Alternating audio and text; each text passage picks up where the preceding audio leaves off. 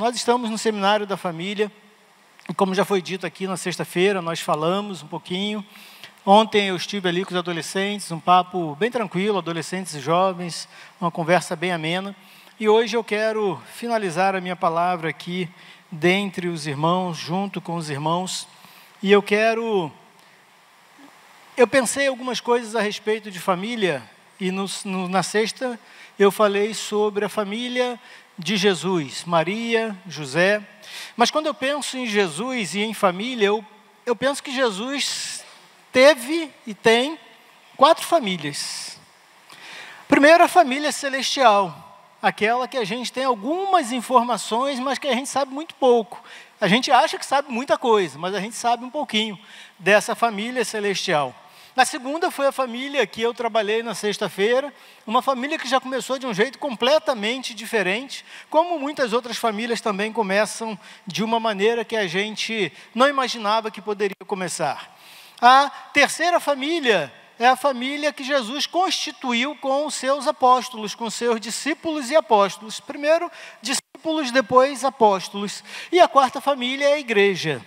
É dessa família que, de uma forma mais literal, nós fazemos parte. Então, eu falei na sexta-feira sobre a família terrena de Jesus, e hoje eu quero falar sobre essa relação de Jesus com os discípulos, com aqueles que depois se tornariam apóstolos, aqueles que receberam primeiro para depois darem, para depois representarem. Nós não vamos falar então da família celestial e não vamos falar também da igreja. Isso aí vai ficar para uma outra oportunidade. E eu quero trazer essa perspectiva porque era muito comum na cultura judaica as pessoas sentarem-se, não literalmente ao redor de uma mesa, mas se sentarem ali em um semicírculo para poderem compartilhar, para poderem fazer refeições. Eu compartilhei com os irmãos de que em uma viagem ao Nepal, alguns anos atrás, nós estávamos comendo ali juntos, o grupo de brasileiros e americanos, e o pastor nepalês estava com a sua família, ele sentado, falei isso na sexta-feira, numa cadeira, uma bacia no meio, e a sua esposa e os filhos ao redor, se alimentando, comendo com a mão, literalmente com a mão, enquanto nós usávamos garfo. Eles comiam com a mão, dentro daquela perspectiva cultural deles. Mas o ponto principal aqui é a importância que eles davam, e dão provavelmente, de estarem juntos ali, partilhando daquele momento de refeição, de bate-papo, de orientação, de ensino, de instrução. Da mesma maneira, da mesma forma, Jesus gostava de estar à mesa. Jesus devia ser um sujeito bastante magrinho, não era aquele cara bonitão, com certeza, do The Chosen, né? Quem fez o The Chosen, eu só vi 2 capítulos, porque eu não consegui ver mais, porque eu vivia chorando, ficava chorando, parei de ver, né?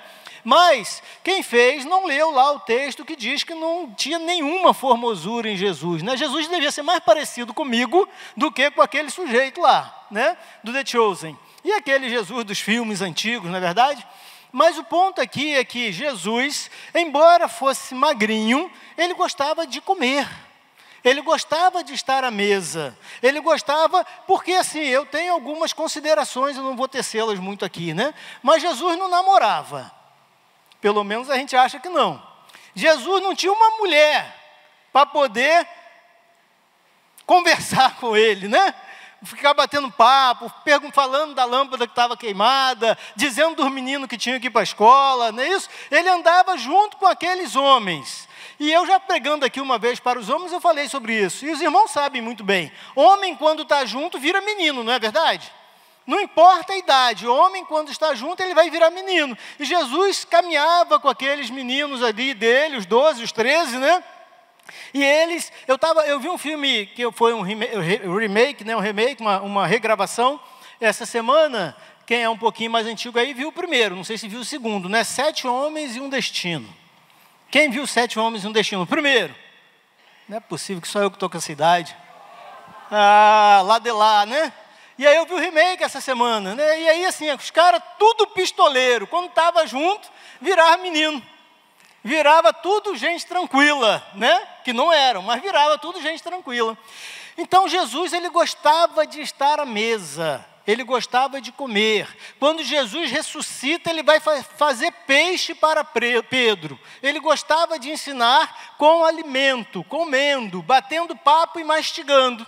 Mas estar à mesa não é só comer, irmãos. Nós que trabalhamos, fazemos reuniões geralmente ao redor de uma mesa.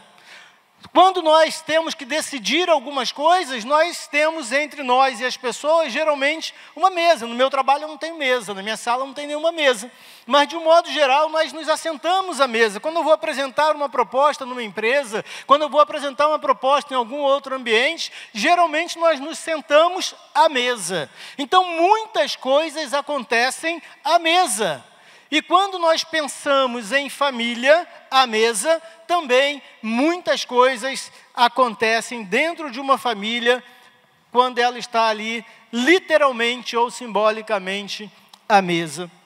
E eu quero então pedir para você deixar a sua Bíblia no Evangelho de Mateus, no capítulo de número 26. A partir do versículo 17, a gente vai ver o que nós consideramos a última ceia. Essa experiência do último momento de Jesus com seus discípulos, uma família à mesa, não necessariamente uma família tradicional, que eram ou que foram discípulos.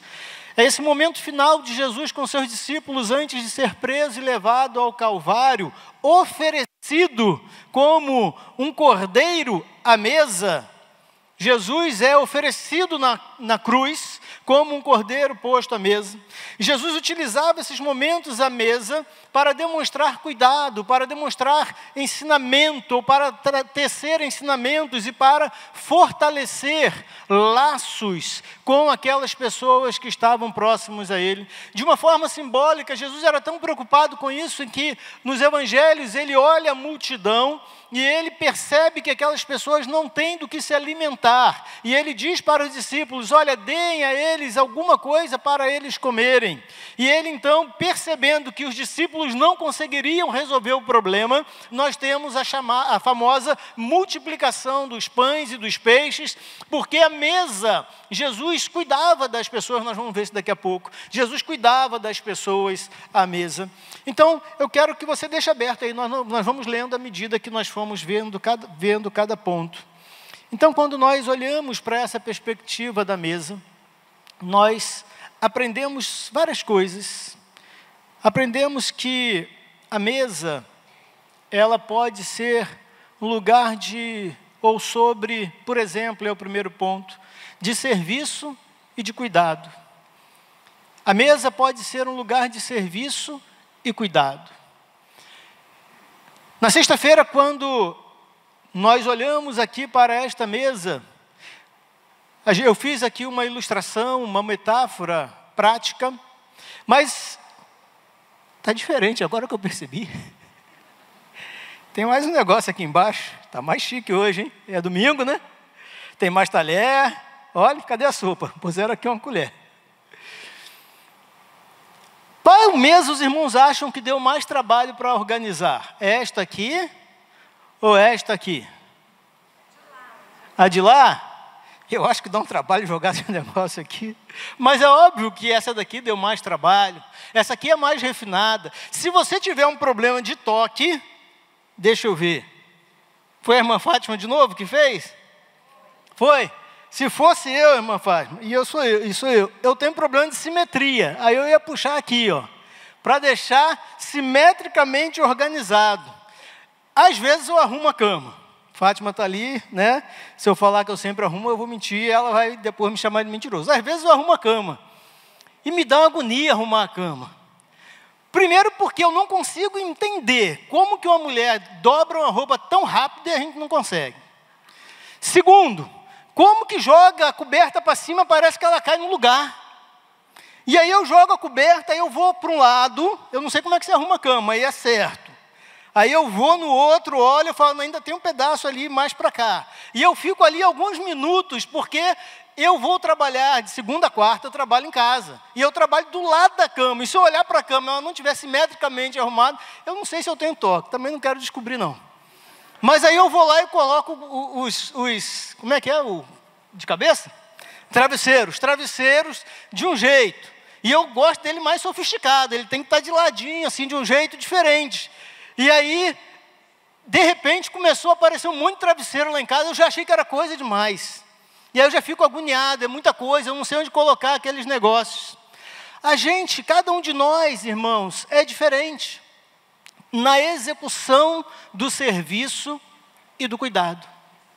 Mas a mesa, ou seja, quando a família está à mesa, é preciso nós entendermos que esse estar à mesa, que essa convivência de um com o outro, de uns com os outros, é uma convivência que precisa haver, não é só de serviço, não é só de cuidado, é de dar e de receber, mas é um lugar de servirmos, de sermos servidos, de cuidarmos, de sermos cuidados. Eu quero convidar você a ler os versículos 17 a 19 do capítulo 26 de Mateus, para eu tentar ilustrar isso aqui para vocês. 17 a 19. No primeiro dia da festa dos pães sem fermento, os discípulos dirigiram-se a Jesus e lhe perguntaram: onde queres que preparemos a refeição da Páscoa? Ele respondeu dizendo que entrassem na cidade, procurassem um certo homem e lhe dissessem: o mestre diz, o meu tempo está próximo, vou celebrar a Páscoa com meus discípulos em sua casa. Os discípulos fizeram como Jesus os havia instruído e prepararam a Páscoa. Percebam, irmãos, aqui há uma intencionalidade. Quando nós falamos de servir, nós precisamos ter intencionalidade. Nós precisamos ter vontade de servir. E geralmente nós servimos com aquilo que nós temos habilidade. O problema é que, muitas vezes, tendo habilidade, nós não usamos essas habilidades em casa, para servirmos a um pai, para servirmos a mãe, para servirmos aquele irmão, para servirmos a irmã, para servirmos um tio, uma tia. Vamos estender um pouco essa família, ou as cercanias dessa família, para servir naqueles ambientes. Estamos num tempo em que grande parte das pessoas querem ser servidas, querem receber, querem o tempo todo serem nutridas, querem ser alimentadas, querem ficar igual passarinho de boca aberta, mas isso denota falta de respeito ao outro de um lado e falta de amadurecimento de um outro lado. Nós precisamos ser aqueles que não apenas recebem, não apenas são servidos, não apenas são cuidados, mas que servem e que cuidam também. Os discípulos de Jesus, irmãos, eles vão até Jesus. Isso demonstra iniciativa e proatividade. Quantas vezes você passa em um lugar e tem um papel no chão e você não tira? Ou quantas pessoas, não vou dizer você porque é muito acusativo, né? Quantas pessoas passam e veem um papel no chão e não pegam, porque talvez imaginem que essa não é a função delas, que essa responsabilidade não é delas, que não é elas quem tem que fazer isso. Muitos filhos não arrumam a cama porque imaginam que seus pais é quem são obrigados ou são responsáveis por fazerem isso. Muitos filhos não lavam a louça porque não é responsabilidade sua. E aí a gente vai vivendo uma vida em que a gente só recebe, mas o pior, que não acontece na sua casa, só acontece na minha, é que você tem que dizer pelo menos 332 vezes para o menino que ele precisa lavar o copo dele. Mas é só lá em casa. Na sua casa, seus filhos levantam de manhã, arrumam a cama, dão uma geral no banheiro, quando terminam de tomar banho ou escovar os dentes, vai lá antes de sair para a escola, dá uma varridinha na cozinha, não é isso, na casa, e aí dá uma olhada para ver se tem algum copo que ficou da noite, um pratinho, dá uma lavadinha, porque ele acorda cheio de energia, de humor, de boa vontade, inspirado, porque ele tem uma casa, ele vive bem, ele tem uma cama, tem pais que são gente boa, que cuidam, que servem, que protegem, que alimentam, não no sentido de comida, mas que alimentam, que nutrem emocionalmente e espiritualmente. Então ele está cheio de iniciativa, cheio de proatividade, como os discípulos. Senhor, onde o Senhor quer? É aquele filho que chega: mamãe, papai, o que o Senhor quer comer hoje? Não é assim na sua casa? Ah, não é possível. Tem certeza? Duvido. Um lugar de serviço e cuidado é um lugar onde as pessoas demonstram preocupação. Preste atenção nisso. É um lugar onde as pessoas demonstram preocupação com o que é importante para o outro. Quando eu me disponho a servir, quando eu me disponho a cuidar, eu estou dizendo, aquilo que é importante para você, é importante para mim. E eu não vou fazer porque é importante para mim. Eu vou fazer porque é importante para você. Aprenda a receber isso. Quando o seu marido, a sua esposa, um filho, um pai falar para você assim, eu só estou fazendo isso porque você quer. Não ache que isso é um problema, é o contrário. Não ache que isso é ruim. Porque se alguém diz que está fazendo uma coisa para mim, porque isso é bom para mim, porque é importante para mim, eu vou ficar cheio de alegria. Significa que eu tenho uma importância para aquela pessoa e que ela está desenvolvendo o serviço e o cuidado porque aquilo realmente importa para mim. Então vire essa chave. Eu só venho, só saio aqui, de vez em quando acontece lá no consultório, eu ouço uma mulher ou um cara reclamando porque o marido fez uma coisa, ou a esposa fez outra, só porque ela queria, só porque ele queria. Que coisa boa você ter alguém que faz alguma coisa porque você quer. Não é? Pergunta a galera aí que está solteira para vocês ver se eles não vão achar que é bom. Não é? É bom nós termos alguém que faz coisas para nós, porque nós somos importantes para alguém. Lugar de serviço e cuidado. Isso simboliza, irmãos, a importância de nós servirmos uns aos outros nas famílias, em nossas casas. Sabe quando você precisa levar a sua esposa, um filho, em algum lugar porque eles não dirigem? Isso é servir e cuidar. Isso é você dar do seu tempo, porque aquilo importa, porque aquilo é importante.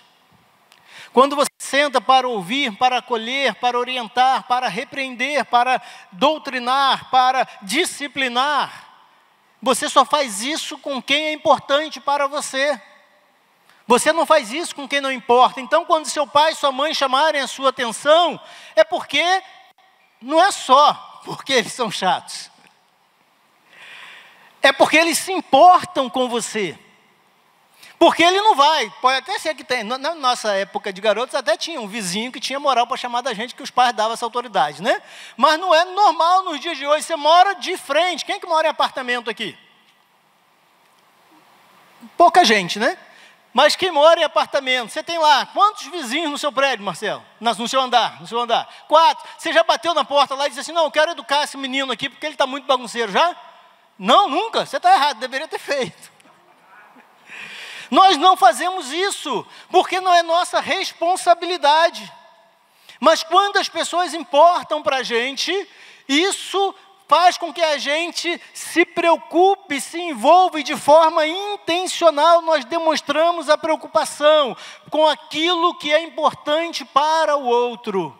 Então, irmãos, os discípulos chegam a Jesus entendendo qual é, obviamente, como os judeus sabiam o significado da Páscoa, e sabendo que Jesus era rabi, era mestre, eles entendiam que aquele momento seria um momento muito importante, e como eles eram liderados, eles eram discípulos de Jesus, eles precisavam receber a orientação de Jesus, e eles então vão até Jesus e perguntam, Senhor, onde o Senhor quer que nós preparemos a Páscoa? Essa perspectiva, irmãos, de intencionalmente servirmos dentro de casa, não pode ser um fardo. Não estou dizendo que é fácil, não estou dizendo que é simples, mas não pode ser um problema. Sabe por quê, irmãos? De vez em quando vem ao meu coração que a minha mãe morreu e ela nunca veio ao Espírito Santo. Quando os irmãos cantaram esse cântico agora que eu falei lá do Corinho de Fogo, meu pai vivia cantando esse cântico, meu pai nunca veio aqui me visitar. Eu falo com meu pai uma semana, um dia, E eu falei com ele: pai, eu estou muito atarefado hoje, eu ligo para o senhor semana que vem. E daqui a alguns dias eu recebo a notícia que meu pai teve um infarto fulminante.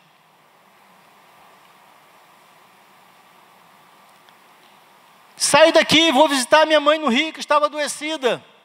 Do Rio, vou para a casa da minha irmã em Minas e retorno para Guarapari, onde nós morávamos. E aí, alguns dias depois, eu recebo a notícia que minha mãe, que estava boa, embora estivesse no hospital, só esperando para fazer hemodiálise, morreu. Morreu. A importância de nós servirmos, e isso veio ao meu coração, o que eu poderia ter feito? Na minha cabeça, ficaria para nós a responsabilidade de cuidarmos dos nossos pais, dos meus pais, literalmente, mas que ficaria para mim essa responsabilidade, embora eu tenha 4 outros irmãos. Mas não deu tempo nem de brigarmos para saber quem que ia tomar conta, quem ia lidar, quem que iria servir e cuidar. Por isso a importância de nós olharmos hoje para os nossos entes queridos, para a nossa casa, para a nossa família, para a nossa comunidade de fé, e entendermos que se isso é um fardo para nós, é porque nós não entendemos ainda a perspectiva do que é ser família, porque a família é um lugar de serviço e de cuidado.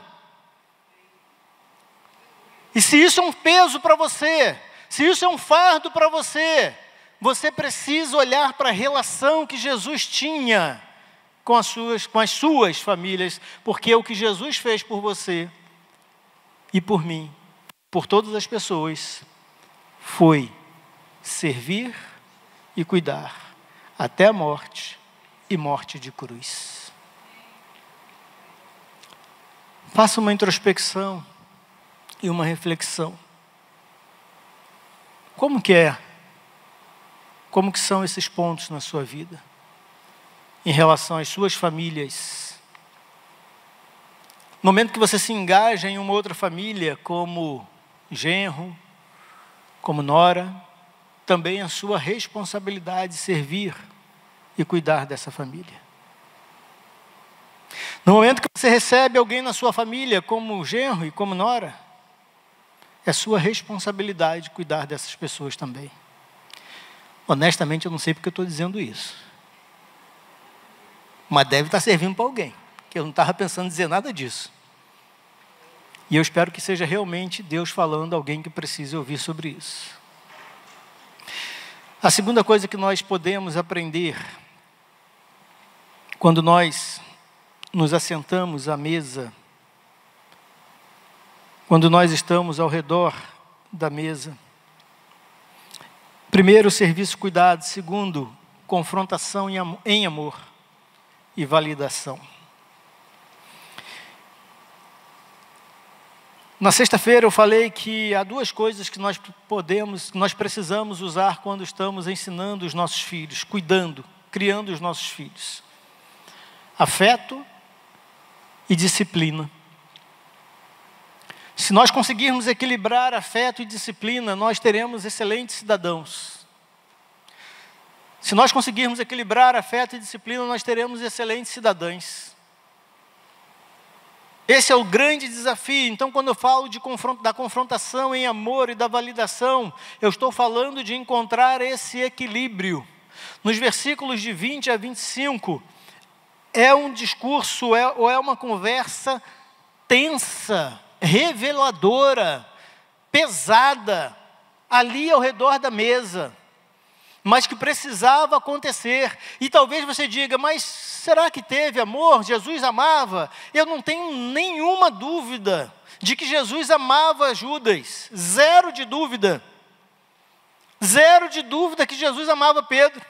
O amor de Jesus por Judas, na minha concepção, não diminuiu em absolutamente 1 milímetro. Jesus continuou olhando para Judas do mesmo jeito, alguém carente da graça e da misericórdia, alguém que era capaz de trair olhando nos olhos, alguém que era capaz de trair, como ele disse, colocando a mão com ele no prato, alguém que era capaz de trair dizendo: eu te amo.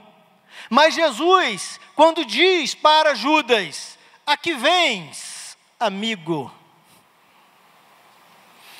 Quando a gente olha e vê a relação que o texto sagrado diz de João em relação a Jesus, ao que o texto sagrado diz de Abraão em relação a Yahvé, é a mesma conectividade, a mesma conotação de amigo, aquele que está próximo, aquele que está junto, aquele que faz parte dos meus relacionamentos e do meu círculo mais íntimo.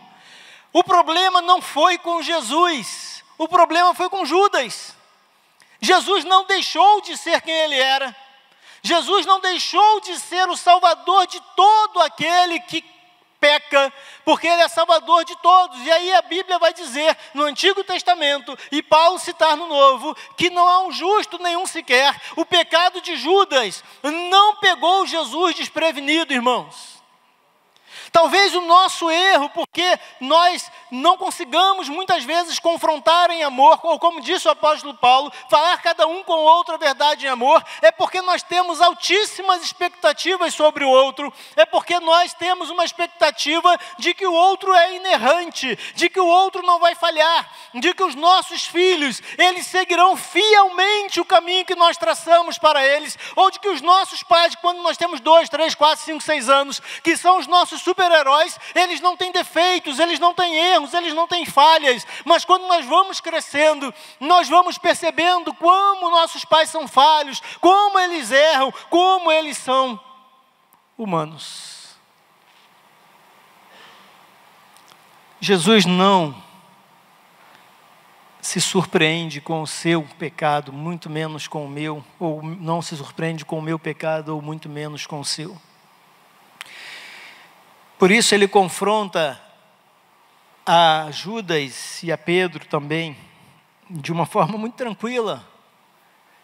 Você imagina dizer assim, ô Rogério, daqui a pouco você vai me matar, né? Legal, vamos terminar de comer aqui, daqui a pouco você me mata, está tudo certo. Foi isso que Jesus fez. Não, ele, você vai me negar, cara. Na hora que a polícia me botar ali na parede, fala assim, aí negão, perdeu, mané. Ah, não é a polícia que fala isso, não, é só o juiz. Aí você vai dizer assim, eu vou dizer, não, eu estou aqui nessa igreja, estava pregando, olha lá o Eli, está passando lá, e vai dizer, eu não conheço. Nunca vi mais preto na minha vida. Eu vou ficar com raiva. Eu vou ficar triste. Eu vou ficar decepcionado. Eu vou ficar com medo. Mas Judas e Pedro, eles não decepcionaram Jesus. Não há nada que você possa fazer para decepcionar Jesus. E é por isso, talvez, que a palavra dele é tão confrontadora para nós. Porque vem sempre carregada de graça e de amor. E é muito estranho você ser tão errado e ainda assim alguém dizer para você, não, pode vir, eu te aceito, desse jeitinho mesmo que você é. Família é isso, irmãos. É isso também. Versículos 20 a 25. Ao anoitecer, Jesus estava reclinado à mesa com os 12. E enquanto estavam comendo, ele disse, digo-lhes que certamente um de vocês me trairá. E os outros 11 achavam que eram melhores do que aquele um, né? Eles ficaram muito tristes e começaram a dizer-lhe, um após o outro, com certeza não sou eu. E é interessante porque nos evangelhos sinóticos, que são Mateus, Marcos e Lucas, não tem isso. Mas no evangelho de João, o negócio vai para outro rumo. Sabe aquela história de começar a perguntar assim, bom, se ele vai morrer, quem que vai assumir? Quem vai ser o maior agora? Nós somos 12, um é o traidor, esse já está lascado. Esse a gente já vai bicar mesmo, porque é o nosso ego da história, né?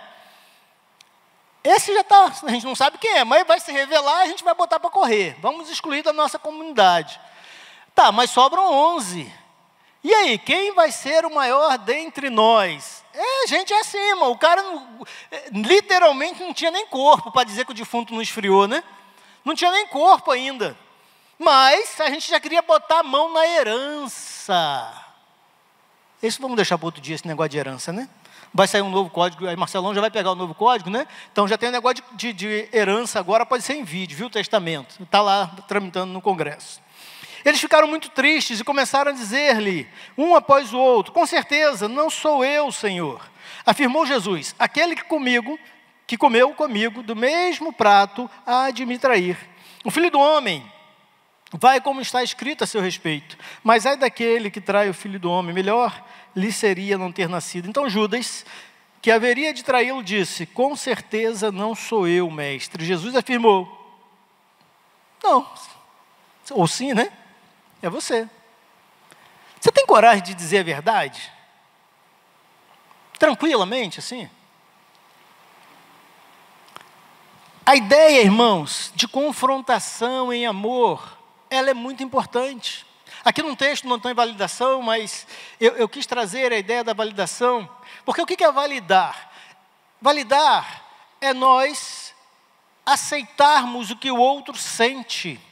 E isso tem sido um problema gigante na vida de muitas famílias, dentro de muitas casas. Só a minha dor importa, só o que eu sinto importa, só o que eu sinto é importante, só o que dói em mim, só o que toca em mim é importante. Quando é no outro, nós invalidamos. Quando é no outro, não é importante. Quando é no outro, não significa nada. E aí a gente diz, né, uma palavra da modernidade, é mimimi, é frescura. Eu acho que existem excessos tanto para um lado quanto para o outro, como aquele que nunca sente nada, aquele que nunca tem dor, aquele que nunca tem um problema, que a vida está sempre boa. E aí algumas dessas pessoas que são da igreja dizem, não, está como Deus quer. Mas será que isso é verdade? Será que a sua vida é como Deus quer? Não expressando sentimento, não expressando vontade, não expressando aquilo que dói em você, não expressando aquilo que te machuca, aquilo que te fere, aquilo que te maltrata. Mas talvez muitos não façam, porque quando tentam fazer, o que acontece é que são invalidados. Jesus, ele confronta Judas, e aqui não há invalidação, irmãos. Aqui é a afirmação de alguém que iria cometer um erro. Mas eu quero convidar você a pensar sobre essa perspectiva da invalidação, quando muitas vezes um filho comenta sobre alguma coisa, ou quando a esposa, ou quando o esposo, porque aos homens muitas vezes não é dado o direito de sentir, porque são aqueles que têm que ser fortes. São aqueles que têm que assumir esse lugar de protetores. Aqueles que têm que assumir esse lugar de que guarda toda a família debaixo das suas asas. Mas vocês, homens, precisam deixar claro aquilo que vocês sentem também. Jesus, ele validava seus discípulos, reconhecendo as suas fraquezas, mas também os confrontava em amor. O apóstolo Pedro, depois de negar Jesus, logo depois desse evento, nós conhecemos o texto, aqui logo abaixo, aqui nos versículos seguintes, a partir do versículo 31, é quando Pedro nega Jesus, e está tudo bem. Jesus olha para Pedro, não diz nada, vai para a cruz, morre, terceiro dia, ressuscita, volta, capítulo 21 do Evangelho de João, e aí ele se apresenta para Pedro, e aí ele vai ter um bate-papo com Pedro. E nesse bate-papo com Pedro, ele pergunta para Pedro o quê? O que ele pergunta para Pedro? Quem lembra? Tu me amas? E aí ele diz, Senhor, claro que eu te amo. Eu te neguei porque eu estava meio, sei lá, mas eu te amo. Nós somos assim, irmãos. Nós somos ambíguos. Quando as emoções nos dominam, muitas vezes elas abafam os nossos valores. Pedro tinha medo de morrer, provavelmente. Ele conhecia a realidade, o contexto daquele lugar que ele vivia. E ele nega Jesus, e Jesus volta até Pedro para validar que ele tinha um plano na vida de Pedro. Pedro, tu me amas? A sua família precisa ser um lugar de confrontação. A igreja como família é o lugar que denuncia muitas coisas, os pecados de um modo geral, confrontação. Durante grande parte da história, nós perdemos essa perspectiva de confrontarmos em amor. Julgávamos, que troço chato. Nós nos julgávamos muito bons, melhores do que os outros, impecáveis, irreprováveis. E aí nós sabíamos exatamente como o outro tinha que ser, o que o outro tinha que fazer. E não dávamos ao outro o direito de errar. Até porque quando ele errava, ela errava, nós excluíamos do rol de membros, nós afastávamos as pessoas. Quando a gente vê um Jesus que confronta em amor, e chama para perto, e diz, eu te marquei com a minha graça, não foi com a minha justiça. Por isso eu te pergunto, Pedro, tu me amas? Apacenta as minhas ovelhas. Irmãos, o lugar da recuperação é na família. O lugar da recuperação é na família. Quem tem pessoas dependentes, usuários e principalmente dependentes de drogas, sabe o quanto é difícil lidar com um familiar dependente. Que luta que é. Quantas vezes você pensa em desistir e até desiste, mas depois alguma coisa mexe em você, você diz, não, é minha família, eu preciso ir atrás. Mais uma vez, e mais uma vez, e mais uma vez. Porque é na família que é o lugar de tentar mais uma vez. É necessário nós validarmos as emoções e confrontarmos os comportamentos em amor, buscando crescimento e reconciliação. Família é um lugar de confrontação em amor. Não de nós apontarmos o dedo, não de nós acusarmos, mas também não de deixarmos de qualquer jeito.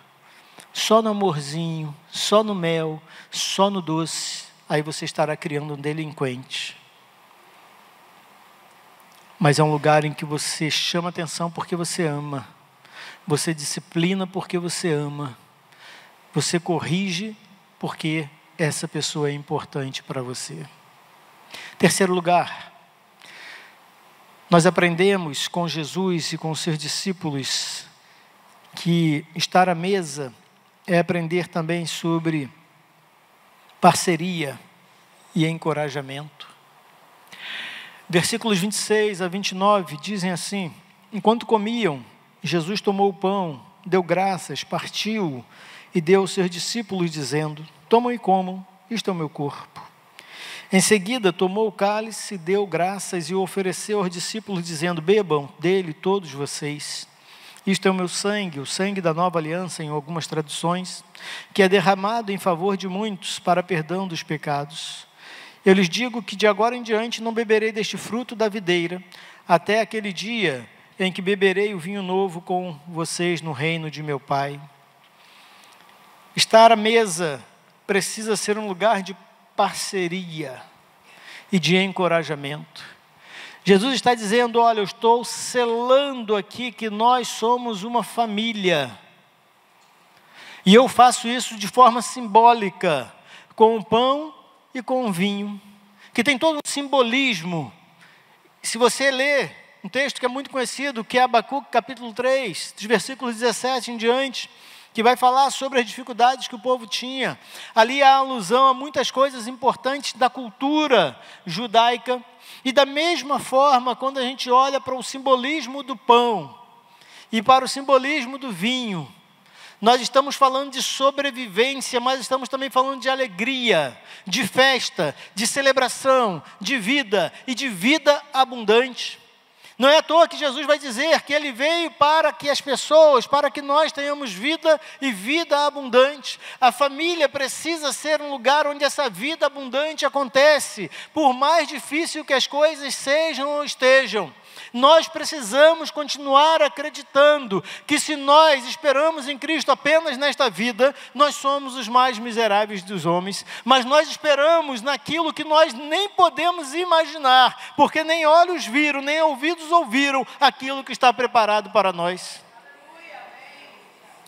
É essa mensagem que nós precisamos passar em nossas casas, em nossas famílias, em nossas mesas, independentemente se neste momento as pessoas que estão ouvindo estão prontas ou não para entenderem, mas a nossa responsabilidade como parceiros é de ensinarmos, é de mostrarmos e de encorajarmos. Quando eu digo encorajar aqui, eu estou dizendo o seguinte: Jesus está dizendo para aquelas pessoas que haveria uma forma de seguirem em frente. Então está ali, parceria quer dizer, estou aqui, pode contar comigo. Irmãos, a casa, o lar, a família, a paternidade, a maternidade, a vivência e a convivência precisa ser um lugar onde nós dizemos, estou aqui, estamos aqui, pode contar comigo, podem contar conosco, porque nós somos família. Se eu estou dentro de uma comunidade de fé, que eu só sou julgado, que eu sou invalidado, que eu sou acusado, que eu sou destratado, que eu não sou percebido, eu não quero estar nesse lugar. Não quero. Porque quando eu penso em família, por mais, usando um termo atual, disfuncional que ela seja, nós precisamos encontrar uma forma de sermos parceiros. De sermos aqueles que estendem a mão. A ideia que eu coloco aí de poder contar comigo é: eu estendo a minha mão para você. Pode contar com a força que eu tenho, pode contar com os bens que eu tenho, pode contar com os recursos que eu tenho, porque o que eu tenho não é só meu, é meu, mas é seu também. Essa coisa de nós ficarmos medindo tudo, de nós ficarmos... É muito interessante quando meu filho me pergunta assim: pai, você pode... Esses dias ele falou assim: você pode me emprestar o dinheiro? Eu falei assim: mas você trabalha? Porque você não trabalha, como é que eu vou te emprestar um dinheiro? Ele riu, então do jeito que vocês irmãos estão rindo, né? Faz sentido. Quanto que eu te emprestei dinheiro? O que é meu é seu. Não tem empréstimo. Não tem empréstimo. É essa a perspectiva. Essa semana passada, um amigo que está passando dificuldades, ele me mandou uma mensagem e precisava comprar uma medicação. Ele falou: irmão, você pode me ajudar? Obviamente que eu perguntei quanto era. Eu falei: posso te ajudar. Não tem nenhum problema. O que eu tenho, o que é meu, é seu. Porque para mim ele é parte da minha família. Entendem, irmãos? A ideia da parceria é essa. Lembra o primeiro ponto? Servir e cuidar. Eu estou aqui. Não vou chegar ao ponto de dizer para as pessoas, como está lá no livro de Isaías, quando Deus diz ao povo: olhem para mim e vocês não serão confundidos. Não é essa a perspectiva de que eu sou bonzão, de que eu posso, não. Mas sabe, com certeza, apareceu aqui um texto, não me lembro qual foi o anúncio, mas que diz que todo aquele que sabe fazer o bem não faz, comete pecado. Não, perdão. O texto que apareceu foi de Gálatas, capítulo 6, versículo 9, que diz que nós devemos fazer o bem.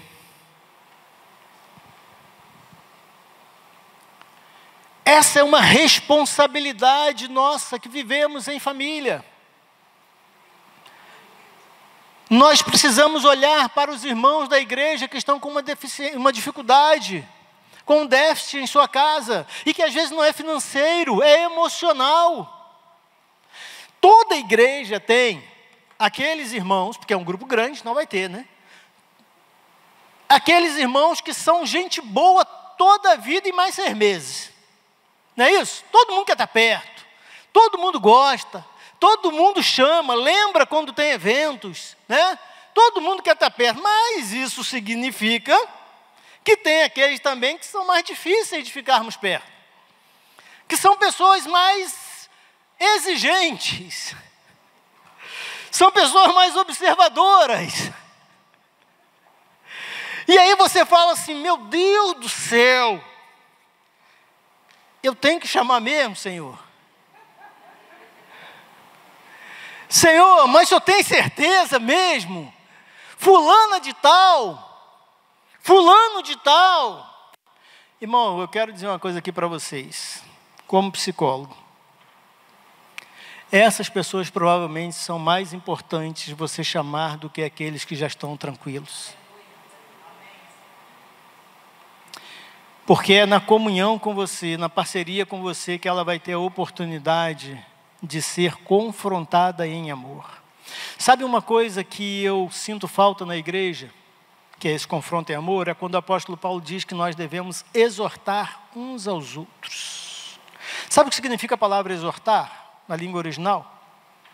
Significa trazer de volta para o caminho. Significa que todas as vezes que você precisa exortar alguém, ou que você é exortado, você está saindo do caminho que é proposto.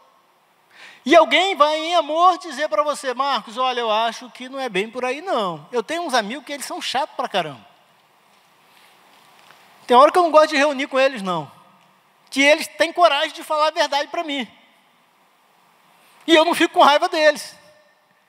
Mas também eu falo a verdade para eles. E eles não ficam com raiva de mim. E aí, como diz a Bíblia, nós vamos nos exortando uns aos outros, para que nós tentemos ficar ali mais ou menos. Às vezes a gente fica em cima da linha, né? Tem uma linha aqui no chão, eu fico ali tateando, não estou em cima dela não, estou aqui, eu vou, não vou, vou, não vou. Mas alguém vem e diz, olha, pode contar comigo. Está ruim, está difícil, conte comigo. Essa semana um amigo me mandou uma mensagem, disse, eu preciso conversar. E nós saímos, tomamos café juntos, e ele me acompanhando no negócio que eu ia fazer, ia ver, e aí a gente conversou, e ele abriu o coração, e ele disse, cara, está difícil para mim essa situação. E eu disse, pode contar comigo, vou ficar no seu pé. Ele disse, faz isso não. Eu falei, vou ficar no seu pé, até que essa situação se resolva. Família, amigos são família, que encorajam uns aos outros. Quando Jesus ministra a ceia, e ele está dizendo, olha, chegou, já deu para mim, não vou fazer mais isso, daqui para frente é com vocês. Durante 3 anos eu treinei vocês, agora vão por todo mundo e pregam o evangelho a toda criatura, ensinando-os a guardar todas as coisas que eu vos tenho mandado, batizando-os em nome do Pai, do Filho e do Espírito Santo. É essa perspectiva, irmãos, do encorajar. É dizer para a pessoa, olha, vai, igual flecha. Pode ir embora, solta. Acredite que aquilo que você está ajudando a pessoa, ela vai dar conta de fazer. E se porventura ela ainda precisar de mais um engajamento da sua parte, você vai dizer para ela voltar ao estágio anterior e dizer, pode contar comigo, eu continuo aqui, estou segurando as cordas, é para soltar mais um pouquinho, eu vou soltar, é para impulsionar, eu vou puxar e vou soltar igual estilingue. Eu preciso encorajar as pessoas na minha família. Seus filhos são capazes, sua esposa é capaz, seu marido é capaz, sua família é um potencial nas mãos do Senhor, irmãos, acreditem nisso. A sua igreja pode fazer muito mais do que ela tem feito. Eu fico deslumbrado quando eu ouço o que eu ouvi aqui hoje, que os irmãos estão envolvidos socialmente com a comunidade, com a Vitória, vão falar de INSS. Por que a igreja vai falar de INSS? Porque ela quer voto, porque a política não, porque as pessoas são importantes, porque há idosos aqui, porque há famílias aqui. Então nós temos que falar de saúde mental, nós temos que falar de área jurídica, nós temos que falar sobre carreira, sobre profissão, porque isso impulsiona as pessoas. Quando você olhar para os seus filhos, acreditem que eles podem. Quando você olhar para a sua esposa, para o seu esposo, acredite que eles podem. E tem uma coisa que eu aprendi treinando pessoas, é que, preste atenção nisso. Eu ia dizer às vezes, mas não é às vezes, muitas vezes, você vai acreditar na pessoa mais do que ela acredita nela mesma. E na esmagadora maioria das vezes você está certo. Então, quando você olhar para uma pessoa e vir nela o potencial, diga isso para ela. Encoraje. Não tenha medo de as pessoas ficarem maiores do que você. Se alegre com isso. Celebre. Glorifique a Deus por isso. E diga a Deus obrigado porque o Senhor me ajudou, me fez ver, me fez perceber. E quando eu fiz a parceria com essa pessoa e eu a lancei, olha que coisa linda, Deus, que o Senhor fez. Jesus, Ele falou, olha meninos, vocês farão coisas maiores do que eu. Aprendamos com Jesus. Estar à mesa é encorajar as pessoas, é deixarem as pessoas crescer. Por fim, na relação de Jesus com seus discípulos, nós aprendemos que estar à mesa é um lugar de compromisso e de tomada de decisões. Relembrando, nós não estamos falando de estar à mesa só, literalmente, sentados à mesa, mas estamos falando simbolicamente de estarmos reunidos com pessoas e com as pessoas que são importantes para nós. Família mesa vai significar muitas vezes o desafio de tomar decisões e às vezes decisões difíceis e sérias. Decisões que deverão ser mantidas para o bem maior e os objetivos finais a que se propõe a família. Não é fácil estar em uma família, não é fácil ser parceiro, não é fácil encorajar as pessoas, não é fácil deixar os filhos irem. Não, nada disso é fácil. Jesus chamou os seus discípulos à tomada de decisão o tempo todo, mas Ele exigiu deles comprometimento.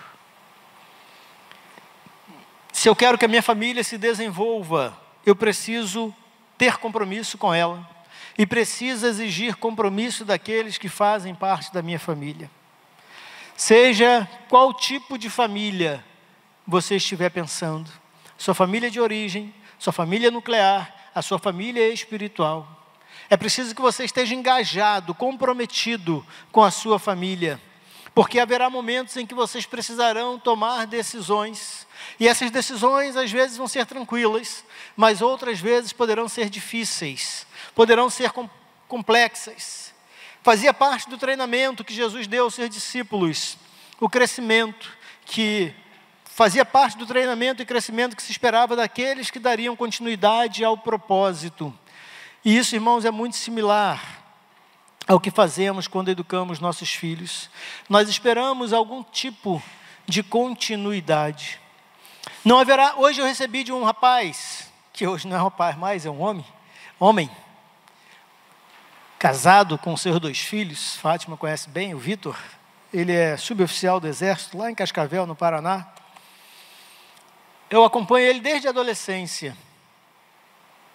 Hoje, chegando lá aos seus 47, 48 anos de idade, ele ainda, de alguma forma, ele compartilha da vida dele comigo. E hoje ele mandou uma foto e ele escreveu uma palavra que faz sentido para mim e para ele, de coisas que a gente trabalhou nos últimos anos, que é continuidade. Não precisa escrever mais nada. Eu sei do que ele está falando da vida dele. Estava lá no pódio, ele e a esposa tiraram aquelas fotos. Quem corre aqui sabe que a gente nunca ganha, mas tira foto no pódio, né? E aí ele tirou a esposa lá no pódio, ele com ela. E aí ele botou lá, continuidade.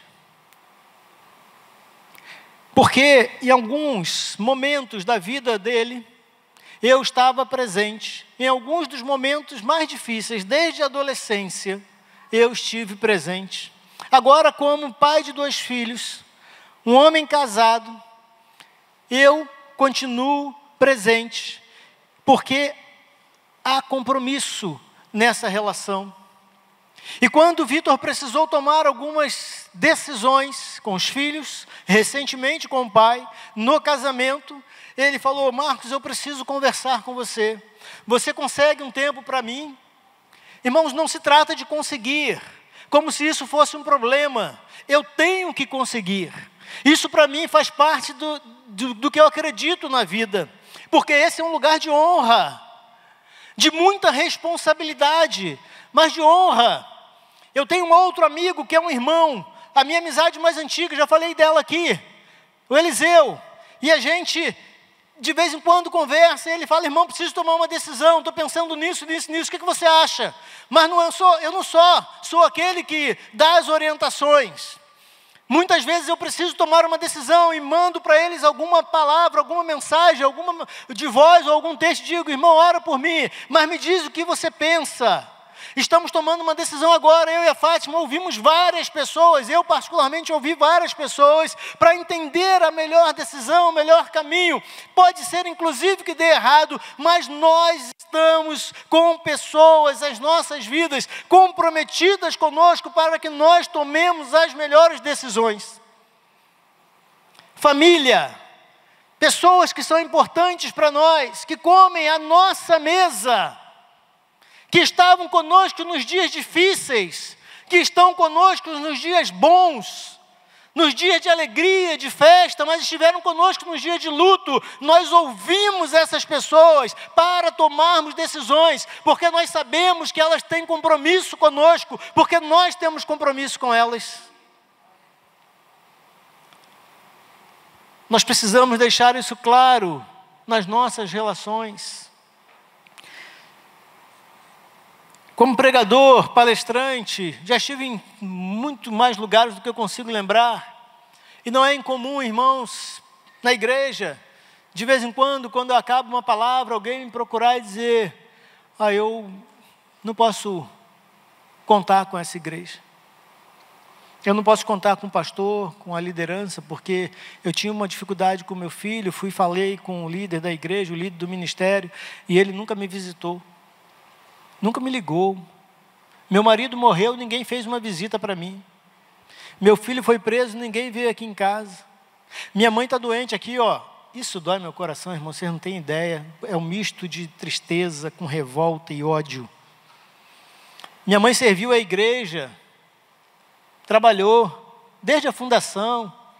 Quando eu estava lá no templo pequenininho, a igreja foi crescendo, ela foi sendo colocada de lado, agora está aqui na cama. Ninguém nunca visitou. Isso porque a igreja vai perdendo a referência do que de fato importa. Isso aqui é legal, isso aqui é legal. Mas a gente faz culto e celebrações sem nada disso, mas não faz sem pessoas. Muitos de nós aqui talvez já tenhamos nos reunido debaixo de uma mangueira, porque havia um tempo que nós fazíamos culto na praça. Com bala crua, eu sou do Rio, né? Duque de Caxias, Belfor Roxo. Tiro comendo e a gente louvando. Você vai evangelizar e o cara puxa uma arma para você. Você passa dentro da favela lá de Fernandinho, Beiramar, e está lá os meninos com um monte de arma assim. Porque as pessoas são mais importantes do que as coisas. Ter compromisso com a sua família é responsabilidade sua. E eu vou tentar deixar bem claro aqui, quando eu falo de compromisso, eu não estou falando de você ser provedor, apenas isso. Eu não estou falando de você cuidar da sua casa. Porque se você vai morrer, seus filhos vão sobreviver. A casa vai ser arrumada de algum jeito, eles não vão deixar de comer. Mas nós estamos falando daquilo que só nós podemos dar enquanto estamos nessa casa, nessa família, nesse lar, nessas vidas. Esse nível de compromisso, de comprometimento. Sabe aquela coisa de andar a segunda milha? Às vezes nós temos paciência para andar com quem a gente não conhece, porque é muito mais fácil. Não há emoções envolvidas, não as emoções profundas, só as superficiais. E o que nos testa são as emoções profundas, são os relacionamentos profundos, é saber da dificuldade daquele filho, daquela esposa, daquele esposo, daquele pai, daquela mãe. Saber quanto que ele luta com algumas coisas, que ele fala na frente da igreja uma coisa, em casa ele não consegue viver, e você acha que seu pai é hipócrita. É um pai que olha a filha ou o filho cantando no louvor e dizendo: Deus, como o Senhor é bom, pai, eu te amo. E chega em casa, não obedece o pai, não respeita a mãe, não é serva, não é servo, não está disposto a servir, e há ali uma dificuldade. E às vezes esse pai vem na igreja e fala: caramba, essa não é minha filha. Porque as nossas histórias reais, elas são atravessadas de muitas coisas, irmãos. Por isso nós precisamos lutar com os nossos compromissos e a tomada diária de decisão de sermos o melhor que nós pudermos ser. E às vezes isso, muitas vezes, na verdade, isso é muito difícil. É muito difícil. Mas se nós quisermos ter famílias que realmente trabalham pela saúde emocional, física e espiritual, nós precisamos fazer essas coisas. No versículo de número 30 diz que depois de terem cantado um hino, saíram para o Monte das Oliveiras. Sabe o que significa isso? Os discípulos não sabiam. Jesus sabia. Estava decretada. Tinha chegado a hora. No Evangelho de João, no capítulo 8, ele diz: olha, eu tenho uma comida para comer que vocês não entendem. Aqui nesse capítulo, antes ele diz: Senhor, se possível, afasta de mim esse cálice. Mas está tudo bem. Se não der para ser, eu estou comprometido com a minha missão de vida, que é a morte. Está tudo bem, faça-se a tua vontade. Olha o nível de compromisso e uma tomada de decisão que deve nos inspirar. Eu preciso saber qual é o meu propósito na vida, para que eu tenha competência emocional de estar comprometido com aquilo que eu acredito. Isso é convicção. Jesus tinha convicção, ele não tinha uma ideia, ele não tinha um sonho. Quem tinha sonho era o Martin Luther King. Ele tinha um sonho que nunca vai se concretizar. Me perdoe, irmãos, jogar aí uma pá de cal. Eu adoro o discurso, eu comprei o livro do discurso do Martin Luther King. É fantástico, é inspirador. Ir para as ruas é inspirador. Essas coisas são ideias, são sonhos. Mas nós temos que estar comprometidos com propósitos, com a convicção. E Jesus não é uma ideia. Jesus precisa ser uma convicção. A sua família não pode ser uma ideia. Ela precisa ser uma convicção na sua vida. De novo, de todos os níveis do que você considera família. Esse amigo falou comigo hoje: nós vamos correr juntos, uma corrida juntos. Eu falei: vamos. E eu já estou pensando, isso é uma ideia. E aí depois eu vou planejar. E isso vai virar uma convicção quando eu comprar a passagem. E aí nós vamos correr. Porque eu preciso partir da ideia para virar um sonho, para depois virar um projeto, um plano. E aí eu ter a convicção e executar isso por compromisso e tomada de decisão. Se você acredita, irmão, na sua família, irmã, na sua família, você precisa fazer isso.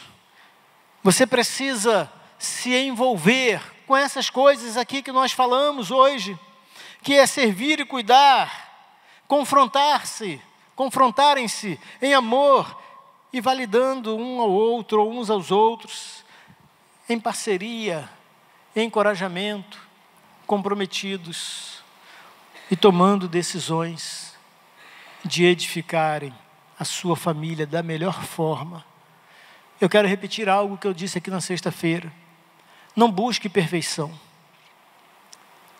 Não busque perfeição. Mas se comprometa em fazer o melhor que você puder. A pergunta que eu quero que você responda aqui essa noite, pensando na sua família, é essa: eu estou fazendo o melhor que eu posso? Como pai, como marido, como esposa, como filho, como filha, eu estou fazendo o melhor que eu posso? Vejo alguns irmãos de cabelos brancos aqui. Talvez vocês digam, meus filhos já estão criados, já não tem mais nem ninguém em casa, só eu e meu velho, só eu e minha velha. Mas essa pergunta é para você também, ou esta reflexão é para você também.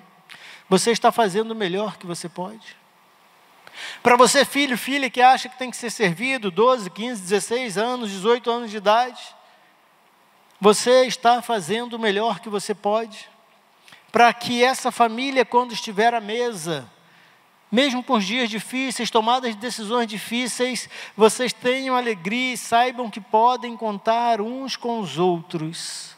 Você não é aquele que apenas recebe, você não é aquele que apenas tem para você, mas você consegue dividir, você consegue repartir, você consegue cuidar também. Você consegue dar também. Ou você é aquele apenas que só diz, vem a mim. Você está fazendo o melhor que você pode.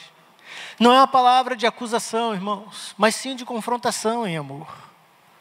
Para nós olharmos para nós e pensarmos que a mesa é muito mais do que um lugar, que nós nos assentamos nos dias atuais e colocamos os nossos celulares e comemos com uma mão e com a outra nós vamos rolando tela para cima, rolando tela para cima, rolando tela para cima. E aí talvez nunca tenha sido tão verdadeiro como nos dias de hoje, quando alguém diz assim, eu não sei nem o que eu comi hoje. Porque de fato, ele estava tão envolvido com outras coisas. Às vezes, alguns dias na semana, eu como em um restaurante, quando estou no consultório. E eu acho interessante, o tempo todo o telefone meu está no meu bolso, ou às vezes até deixo no consultório.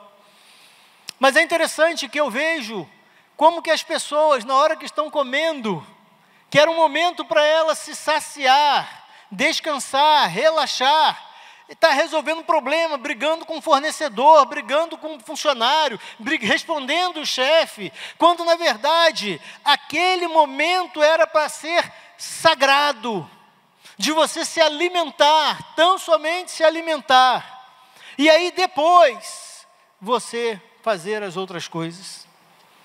Aprenda uma coisa sobre a sua família e sobre o mundo. Nem a sua família, nem o mundo vão parar quando você partir. É ruim, né? Sua mulher vai arrumar outro negão, porque precisa consolar, né? Todos os que choram, nós cantamos aqui hoje, né? Né? Você está pensando que é fácil? Acabou que vai deitar na sua cama. Vai dizer assim, que cara bom, comprou um colchão desse ortopédico para minha coluna, né? Miserável, né? Seu colchão, que você pagou em 10 vezes. Você está pensando que é fácil a vida? Tem uma coisa boa, que você não vai ver nada disso. Mas você está pensando que é só para a banda dos homens? Você vai partir antes, seu marido. A Fátima sabe o acordo que eu tenho com ela. Eu já falei aqui no retiro de casais. Vocês lembram? Se ela partir primeiro, eu entendi que Deus nos deu 2 olhos, né? E aí no dia lá do juízo, no juízo não, no dia que a mulher, se estiver enterrando a mulher, um olho você chora, e o outro você começa, você vai limpando aqui, e o outro você vai pesquisando, entendeu? Porque, irmãos, eu aprendi que viúva é quem morre, não é isso? Não pode chorar muito tempo não, porque nós não sabemos quanto tempo a vida vai durar. Então a gente tem que partir para o próximo passo. Tomada de decisões, está ali. Ó. Negócio de luto muito tempo, esquece esse negócio, irmão. Esquece esse negócio. Você perdeu o seu trabalho, arruma outro. Caça outra profissão, vai fazer outro negócio. Arruma outro trem para fazer. Carro quebrou, anda de ônibus, para de reclamar da vida, celebra. Seu filho não é do jeito que você quer, vai, se vira, dá um jeito, é assim mesmo, a vida que segue. Não deixa de viver, porque a sua família não está no jeito que você gostaria. Porque aí você não vai estar dando o seu melhor. Você não vai estar desempenhando o seu pleno potencial. Porque você vai estar agarrado naquilo que não funciona. E tem tanta coisa na vida que não funciona, inclusive em você. Então olhe para o que você tem e celebre. Hoje eu acabei de almoçar. Às vezes eu fico achando que eu estou perto de morrer, que eu estou agradecendo por uns negócios, estou prestando atenção nos negócios, que eu falo, Senhor, dá uma segurada aí, que eu pensei, pedi o Senhor até os 80. Eu só estou com 54, faltam 26. Mas eu fico olhando, sabe, irmãos, acho que é coisa de que a gente vai ficando velho mesmo, né? Não sei, o pessoal aí que tem mais experiência. Não. Aí eu falei, Senhor, obrigado pela comida que eu comi hoje. Obrigado porque, comi bem pra caramba hoje, Senhor, obrigado. Porque eu sou simples, né? Então, para mim, ter comida é comer bem. Mas o que a gente comeu hoje? Eu nem lembro. O que foi? Vou lembrar. Muita coisa, mas processamento acelerado. Mas nós comemos... Eu comi o quê, gente? Agora lascou. O que foi, faz? Hã? É? Foi uma carne lá. Foi uma carne que ela falou. Uma carne, um arroz. Eu falei para os irmãos que eu gosto de jiló, mas hoje não tinha jiló, não fez, né? Mas tinha agrião, eu gosto de agrião também, tinha bastante agrião. Mas, irmãos, não é só isso, nós fomos na feira. Lembra que eu falei? Nós fomos na feira, Fátima comprou lá. Mas foi melhor hoje que ela pagou mais coisa do que eu. Eu falei, você quer que eu pague isso? Ela falou, não, pode deixar que eu pague. Eu falei, Deus é bom o tempo todo, né? Deus é bom. Aí nós fomos no mercado, que é mais caro, né? Aí quando eu ia tirar o meu cartão, ela tirou o dela na frente. Eu estava mais tranquilo hoje, não fui muito rápido para sacar, né? Aí ela sacou, eu falei, não, deixa que eu pague. Ela falou, não, pode deixar que eu pague. Eu falei, tá bom, eu sou obediente. Nós temos que olhar e agradecer. Porque nós servimos, somos servidos, cuidamos, somos cuidados, somos confrontados e confrontamos. Esse é o papel da família, irmãos. Quando alguém chamar a sua atenção, lembre que essa pessoa faz isso porque você é importante para ela. Mesmo que seja um patrão, você vai dizer, mas ele faz isso porque ele quer o meu trabalho. É isso mesmo, você é importante para ele. Porque ele pode te mandar embora. Mas ele ainda acredita que você pode melhorar. Eu já mandei várias pessoas embora ao longo da vida, é sempre ruim, é sempre desconfortável. Mas eu nunca mandei alguém embora num primeiro erro. Nunca fiz isso. Nós precisamos olhar para as pessoas e termos compromisso com elas. Essa é a ideia de estarmos à mesa. Hoje não vai ter cantina, mas estar à mesa é muito mais do que isso. É quando acabarmos aqui, você poder abraçar, você poder dizer para alguém assim, obrigado. Obrigado por sua vida em minha vida.